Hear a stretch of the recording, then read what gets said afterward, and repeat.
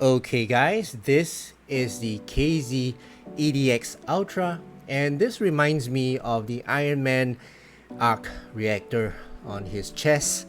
It's got a nice sound stage, nice balanced tuning, more of a V-shaped and soothing to listen to, very nice heavy bass. Hi guys, my name is Ian. Thank you so much for clicking on this video.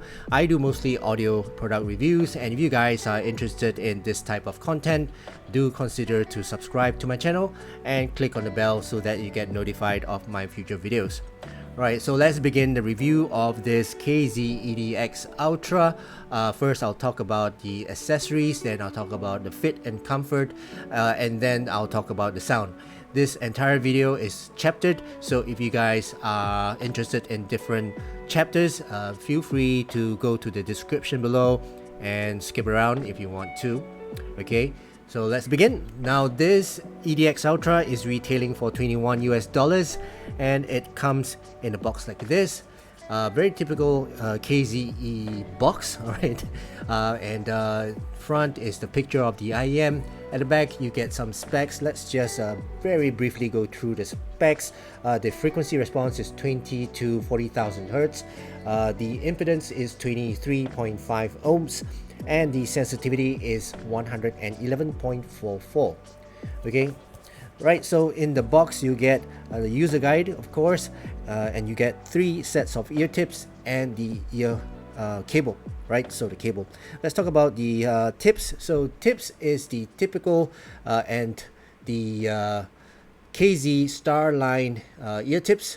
So I think you guys have seen some of my other unboxing, and this is not the first time that I'm showing this ear tips. So KZ is famous for this Starline ear tips, nice and soft silicone. Okay, and the cable. So this again, I've shown this cable a few times as well. So this is the typical KZ cable. All right, it's got the angled 3.5 headphone jack, and it's just 2 cores, non-braided cable. And splits out to its Y splitter, the plastic Y splitter, and it goes to the ear hooks, which is quite standard as well, and the QDC 2-pin connector. So not going to spend too much time on this cable because I already reviewed many times on this cable. Let's talk about the shell of this IEM itself. So the faceplate, as I mentioned, it looks like the IRONMAN arc reactor. All right, so it's got very nice design here, and it's unique. So when people see you wearing this, definitely they'll be amazed. What's this? You know, it looks like the IRONMAN reactor. All right, so the faceplate is pretty nice. The entire shell is made of resin, and it's $21 US. Okay, so it's nice and cheap, and the build quality is okay. You know, it's pretty standard for KZ build quality. It's just that, you know, the faceplate is made of plastic instead of metal. On the inner shell, you've got a vent here, another vent here, and the nozzle is a short type of nozzle, just to compare, which I just reviewed, this ESX. Right, the nozzle is longer. So if you take a look at the difference, that's the difference in terms of the nozzle length. And I think in this video I mentioned that this nozzle length is a little bit too long for me. This nozzle length is just right for me, so it does not go all the way into my ear canal and doesn't give me any pain. So in terms of fit and comfort, I think this is better for me. So inner shell is made of resin as well, and inside this inner shell is a 10mm dynamic driver. Okay, so it's a single DD. Nozzle, the filter is made of paper. So this is a paper tuning filter, which is a little bit different is from their usual metal filter. So this time round is paper filter. The nozzle is a little bit on the narrow side, and that's about it. So in terms of the outlook and the build quality, no complaints there, pretty good. Yeah, so let's talk about the fit and comfort, which I mentioned just a little bit. So nozzle is okay. It does rest on my ear pretty well, does not give me any pain, and I can wear this IM the entire day without feeling any fatigue, except for the sound fatigue, which I'll mention later. The ear hooks are standard as well, so in terms of fit and comfort, no complaints there. Okay, so let's start with the sound. All right, so for that I will need to bring out my graph as I measured this IM. So let's take out my graph and let's talk about how these IM sound. So be right back. Okay, so I am back, and as you can see, I have graphed out. This is my graph of the EDX Ultra. As I mentioned, this is more of a V-shaped tuning IM, and it is a little bit V-shaped, more of a U-shape actually, but if you take a look at the bass, it's elevated, the mids is recessed just a little bit, and then the treble is elevated as well. So in terms of tone and the timbre on these IMs, they are more of a warmish and textured tone and timbre on this, so it gives that easy listening type of listening experience. Okay, not so clinical, not so analytical type of listening experience. Okay, so but before I move on to the frequency response, let's talk about the technicalities on these IMs, and just a disclaimer out there, frequency response or a measurement graph of any IM does not tell you the entire performance of that particular IM. So you will need to listen to that IM and reference it to the graph to give you an idea of the overall performance of this IM. So just looking at the graph alone will not tell you how this IM will perform. So just that disclaimer out there. Okay, so let's take a look at the technicalities of this IM. The soundstage is wide. That's got the depth as well. So I would say soundstage is above average. It's almost similar to the one I just recently reviewed, which is the ESX, which is this one right here. So it's almost similar, but this one's got just that edge in terms of soundstage is better. It's got more air as compared to the EDX Ultra. Okay, so soundstage is pretty okay, above average. The imaging and positioning of the instruments is pretty okay as well, is above average. You can actually pinpoint the location of the instruments itself. In terms of detail retrieval and resolution, these are okay as well. In fact, it's above average. I would say that this one has got a good resolution, okay, as compared to let's say the DQ6S. Okay, in terms of resolution, this one has got a bit more resolving sound as compared to the DQ6S and some of the IEMs that I've tried. So in terms of detail retrieval, resolution is above average, it's pretty good. And soundstage, on the overall, the technicalities of this IEM is above average, it's pretty good, okay, for the price. Okay, so just a reminder, this is retailing for $21 US. So it's a pretty affordable budget IEM that you can consider if you like bass and if you like those more of a warm listening experience. Okay, so done with the technicalities, let's talk about the sound. All right, the sound frequency. So this is the measurement of the EDX Ultra. The bass is elevated. All right, so in terms of the bass department, it's got quite a bit of bass, I would say. The bass is extended as well, and it's got that texture. So it's a warm, heavy note weight, textured bass. It's got that rumble. The rumble is extended. All right, it resonates really far, and it's got a good extension. It's well controlled. It doesn't bleed, but it's not as bassy as some other IEMs that I've tried, especially this one here. which is the ESX. Okay, so but in terms of the bass is good enough for me. All right, and then the mid bass is thumpy. All right, it's got that punch, that oomph, and that warmth as well. So the texture is there, and is well controlled. The driver is pretty fast, and it does not bleed into the mids. So I think for a single dynamic driver, I have no complaints on the bass. It's got that nice tone and that texture there. That's warm, easy to listen to, and nice to listen to. All right, it's comfortable to listen to this type of bass, which I like. It doesn't sound artificial. It sounds warm. It doesn't sound natural. It sounds and neutral. All right, it doesn't sound any of those. It sounds warm. All right, with that texture and that note weight that contributes to the overall listening experience of the bass. Okay, so no complaints on the bass there.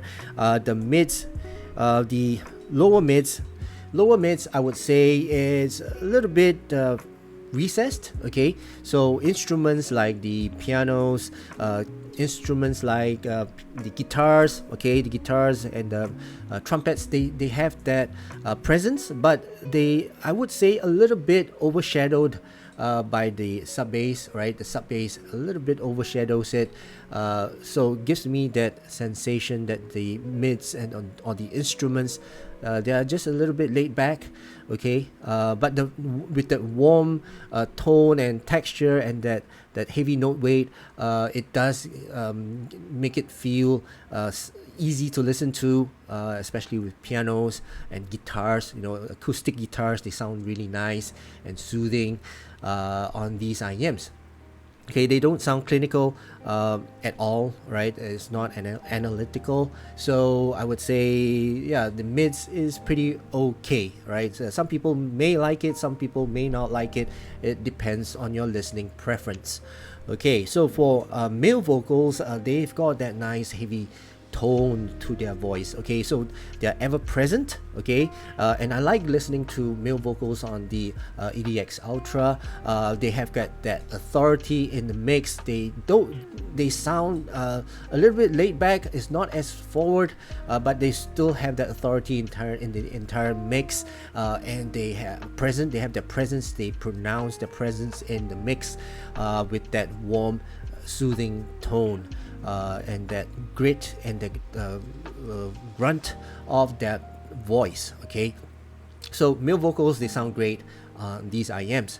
Female vocals also, you know, okay, so female vocals, they have got that sparkle there. The treble is pretty good, that contributes to the female vocals voice, and they have that brightness. Okay, there's got that brightness, that energy to the female vocal. It's just that the presence of it is not there, so they may sound a little bit recessed and laid back, and that warmth as well, that texture that adds to the female vocals. That sparkle is there. It's just that it's going to be pulled back by that texture and that laid back sensation that is being presented for the female vocals. So female vocals, I would say it's pretty okay. I prefer to listen to the male vocals as compared to the female vocals on these IM. Okay, so female vocals, they are okay. Right, so let's talk about the treble. Treble wise, the presence of the treble is okay. It's not as forward, but the harshness and the presence and the peakiness of that treble is present. Okay, so I can hear a bit of a harshness from the trebles on certain tracks. They are a little bit fatiguing, and I can listen for quite some time, but after a while I'll need to take a rest for my ears and then continue listening to it. But the treble, they are bright. Okay, so it's got nice forwardness, and the cymbal strikes and hi-hats, they've got that extension and that air and that spaciousness in the treble, and the clean sound that it produces. Now the air that it produces here, it's clean, but it's got a little bit of a drawback because it hangs on pretty long. as compared to the average Harman target, which I'm going to show you right now. Let's take a look at the Harman target. If you take a look at the air here, it hangs on and it peaks above the Harman target, and this overhang here makes simple strikes and hi-hats a little bit too extended, a little bit too brittle, right? It's just extending a little bit too far, and I can hear a little bit of brittleness from the hi-hats and the cymbal strikes, and sometimes the female vocals as well, you know, as they extend their voice all the way to the higher octaves. But yeah, this part here is just a nitpick on my side.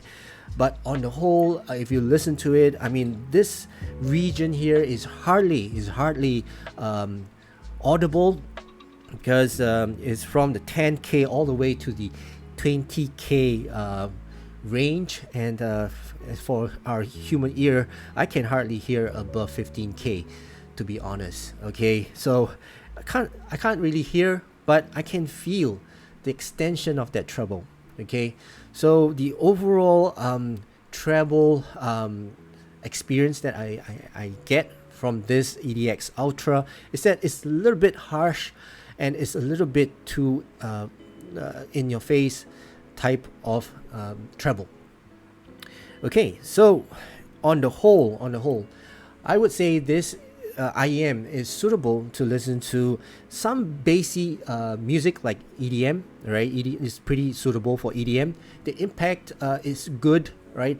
And the mid bass does contribute to some of the rock songs and heavy metal songs. Anything that's got that impactful bass. The rumble's okay. The rumble of the sub bass is compared to some other IEMs, which I'll compare later. Some other IEMs has got more sub bass as compared to this. So given the choice, you know, I would give this an above average type of sub bass. So if you like listening to bass, this is one contender. And also, if you like to listen to pop songs, jazz, R&B, this is a pretty good IEM to go for as well. So on the whole, I would say this is a warm, easy listening type of experience from the EDX Ultra. Okay, so let's compare this IEM with a few other IEM, and obviously because I've just reviewed this ESX, let's compare it with the ESX. Let's bring out the graph. Okay, if I can find it, ESX is right next to it. Okay, so comparing the ESX and the EDX Ultra soundstage, this has got a wider soundstage, a better airy soundstage as compared to the EDX Ultra. Okay, so this one has got more air to the soundstage. It sounds wider, and it gives me the sensation that I'm in a bigger room as compared to the EDX Ultra. Okay, the bass is, this one has got more rumble to it. It's got more impact to it as compared to the EDX Ultra. And then as the whole, on the whole, the mids sounds a little bit more forward as compared to the ESX. Okay, let me try to normalize. As I'm comparing two files, okay, I will need to normalize the file. Okay, so once I normalize it, as you can see, the bass is more obvious, okay, that the ESX has got more bass.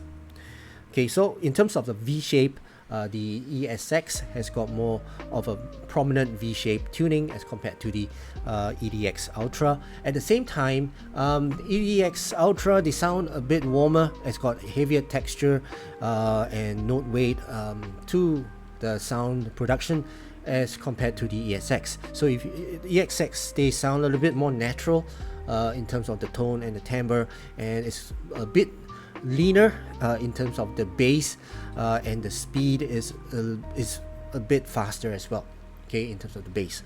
Okay, so that's for the bass and the mids. The treble, this one has got a more forgiving treble. It's easier to except less fatiguing as compared to the EDX. As compared to the EDX, okay, the EDX Ultra it's got a harsher, more energetic treble as compared to the EDX. Okay, so that's for the EDX. Let's compare to the DQ6S, right? Let's pull out that graph. DQ6S, where are you? Right here. Okay, so the bass, let's talk about the soundstage.